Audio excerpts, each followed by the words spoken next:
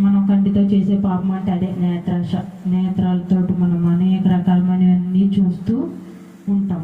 ఈ నేత్రాశ అనేది ఈ జీవపు డమ్ము, మన జీవాన్ని దొంగిలించే ఆడంబరాలు ఇవన్నీ కూడా దేని నుండి పుట్టినవి కావంట, దేవుని నుండి పుట్టినవి కావు. ఇవి దేవునికి సంబంధించినవి కావు. ఈ ఆశలన్నీ కూడా లోకాశలు అన్నమాట, దేవుని నుండి పుట్టినవి కావు. తర్వాత చదవండి. ఇవన్నీ కూడా ఏంటంటే లోక సంబంధమైన ఆశలు. ఇవన్నీ లోకానికి సంబంధించినవి. ఈ లోకంలో ఉన్నంత కాలం ఈ లోకంలో ఉండే ఆశలు ఇవి. వీటిని మనం ఏం చేయాలా? ప్రేమించకూడదు. ఎట్టి పరిస్థితుల్లో కూడా మనం ఈ ఆశలనే మనం ప్రేమించకూడదు. 17వ అధ్యాయం చూద్దాం.